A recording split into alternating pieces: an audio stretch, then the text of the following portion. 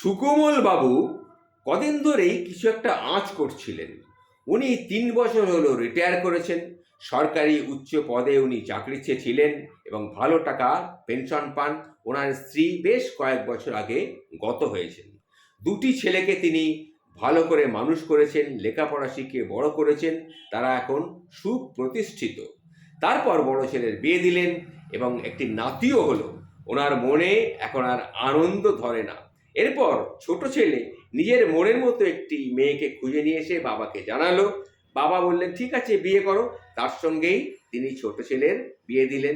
ফলে আগেই বড় বৌমা ছিল, এখন ছোট বৌমাও ঘরে এলো। যা হোক, আনন্দের হাট বসেছে সংসারে, কোনো অসুবিধে নেই। একদিন সেই তিনি অর্থাৎ সুকোমল বাবু নাতিকে নিয়ে খুব আনন্দ করছেন। তার সার ব্যয়ভার, নাতির সব ব্যয়ভার তিনিই বহন করেন। এছাড়া সংসারের অনেক ব্যয়ভার তিনি নিজেই বহন করেন। একদিন নাতিকে নিয়ে খুব ভালোভাবে আনন্দ করছেন। এই আনন্দ করতে করতে পাশে নাতি বসে আছে, ইজি চেয়ারে বসে তিনি কাগজটা পড়ছেন। হঠাৎ বড় বৌমার গলা পেলেন, আজ বাজারের ঘরে কিছু নেই, আজকে রান্না বান্না হবে না। কথা তিনি কাকে বলছেন? না, যাকে শুনিয়ে বলছেন, অর্থাৎ ছোট যাকে শুনিয়ে বলছেন। এ বাড়িতে ছেলেদের জন্মের আগে থেকেই কাজের একটা মেয়ে কাজ করে, তার নাম জবা। সে তার ছেলে মেয়েদের নিয়ে একটু বেশ বড়ই হয়ে গেছে, তা বহুদিন ধরে কাজ করছে জবা। এবং তার ছেলে মেয়ে সব মাঝে মাঝে এ বাড়িতে আসে এবং তাদেরকে নিয়েই এই বাড়ির সংসার সব রয়েছে। ছেলেমেয়েরা এ বাড়িতে থাকে না, কিন্তু জবা প্রায় বেশিরভাগ সময় এই বাড়িতে থাকে। তখন বলল, জবাকে বলো না দিদি একটু বাজারটা করে আনতে। তখন বাবা ওখান থেকে শুনতে পেল, বড় বৌমা বলছে, কেন বাবা তো বসে আছেন, বাজারটা তো করে দিলেই পারেন। এই কথাটা সুকোমল বাবুর কানে কিন্তু খুব বাজল। তিনি বুঝলেন সংসারে তার প্রয়োজন প্রায় ফুরিয়ে এসেছে। যাই হোক, তিনি মনটাকে একটু সামলে নিলেন, তৈরি করে নিলেন। নিজের মনকে বললেন, মন তুই তৈরি থাক।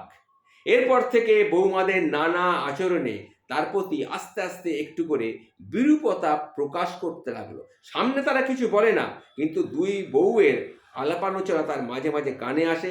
তিনি বুঝতে পারেন আস্তে আস্তে তিনি এই সংসারের কাছে অপাংতেয় হয়ে পড়ছেন। একদিন সকালে বড় ছেলে রাগত গলায় বউকে বলছে, আমার শার্টটা লন্ডির থেকে আনা হয়নি কেন? বড় মা বলছে, আমার যাবার সময় হয়নি। তখন বড় ছেলে বলল, তুই তো বাবাকে বলতে পারতে, বাবা তো বসে থাকে সারাদিন এখানে, বাবা তো নিয়ে আসতে পারতো, বাবাকে বললেই বাবাকে নিয়ে আসতো। তখন সুকোমল বাবু ভাবলেন, এটাই যুগ ধর্ম। তিনি কিচ্ছু বললেন না, সব কিছু কানে এলো।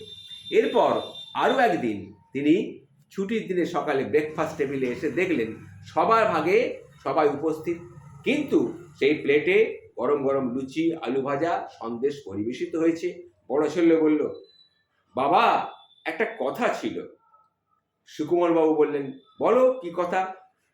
সুকুমার বাবু কিন্তু মনে মনে বুঝলেন এরা কিছু একটা প্ল্যান করেছে, কিছু বললেন না। বললেন, ঠিক আছে বলো কি কথা বলো। বড় ছেলে বলল, জানো বাবা, কাল অফিসের কাজে আমাকে গাজীপুরে গিয়েছিলাম। কাজের ফাঁকে সময় পেয়ে ওখানকার দর্শনীয় জায়গাগুলো দেখতে বেরিয়েছিলাম। খুব ভালো লাগলো, দেখলাম নদীর ধারে স্বাস্থ্যকর পরিবেশ, সুন্দর একটা বৃদ্ধাশ্রম সেখানে রয়েছে, এবং ভাবলাম এই মনোরম পরিবেশে এখানে শেষ জীবনটা যদি থাকতে পারা যায় তাহলে খুব ভালো হয়। তাই আমরা চিন্তা করেছি যে আমরাও শেষ জীবনে অবসরে এসে এইখানেই থাকবো। কি ভাই, কি বলছিস? তখন ভাই বলল, হ্যাঁ ঠিকই তো, খুব ভালো হয়। আমাদের রিটায়ারমেন্টের পর আমরা যদি জায়গাটা ভালো লাগে আমরা ওখানেই গিয়ে থাকতে পারবো, খুব ভালো হবে। জায়গাটা তুই ভালো করে দেখে চলে এসেছিস তো? তখন দাদা বলছে, হ্যাঁ আমি দেখে এসেছি। তখন সুকুমার বাবু বুঝলেন যে এরার প্ল্যানটাই ছোকে নিয়ে এসেছে। যাই হোক, সব শুনে তিনি হেসে বললেন, সব তো শুনলাম, কিন্তু বাবারা তোমরা যেমন আমার জন্য ভাবছো, আমিও কিন্তু সেই রকম তোমাদের জন্য ভাবছি। না বাবা, আমরা তোমার জন্য বলছি না, এটা আমাদের বৃদ্ধ যখন হব সেই সময়কার কথা আমি ভাবছিলাম, ভালো লাগলো তাই বললাম। না বাবা, আমি বুঝতে পেরেছি বাবা, বুঝতে পেরেছি, তোমরা চাইছো যে আমি ওই বৃদ্ধাশ্রমে গিয়ে এখন থাকি, সেটা আমি বুঝতে পেরেছি। বেশ সেই জন্যই আমাকে শুনিয়ে শুনিয়ে তোমরা বলছো যে বেশ মনোরম পরিবেশ খুব ভালো কথা। তাই আমারও একটা প্রস্তাব কিন্তু আছে তোমাদের জন্য। তোমরাই বরং একটা কাজ করো, একটা জুৎসই এবং মনোরম পরিবেশের জন্য একটা যৌবনাশ্রমের খোঁজ করে নিয়ে সেখানে গিয়ে কিছুদিন থাকো। বাড়িতে তো আমি থাকলামই, বাড়িটা তো আমার রইলই, আমার টাকা, আমার পেনশনও আমি ভালো পাই। আর তোমাদের এ নিয়ে আমাকে নিয়ে তোমাদের আর চিন্তা করতে হবে না। আমি এখানেই থাকবো, আর আমার সঙ্গে এই জয়া ও থাকবে, ও আমার সব দেখাশোনা করবে। এইভাবে তিনি এক ছক্কায় বাজিমাত করে দিলেন। জয়াকে বললেন, জয়া, লুচিগুলো ঠান্ডা হয়ে গেল, যা তো একটু গরম করে নিয়ে গায় তো। ছেলেরা আর ছেলের বৌমারা তখন রীতিমতো একটা হতভম্ব হয়ে গেল, বাকরুদ্ধ হয়ে গেল।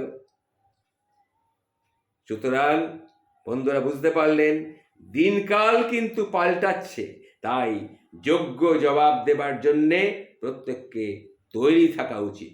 না হলে কিন্তু ভবিষ্যতে আপনাকেও ঠিক এই রকমই একটা বিপদে পড়তে হতে পারে। কি বন্ধু, ঠিক বলেছি না? নমস্কার বন্ধু, ভালো থাকবেন। আমার কথাটা একটু চিন্তা করে দেখবেন।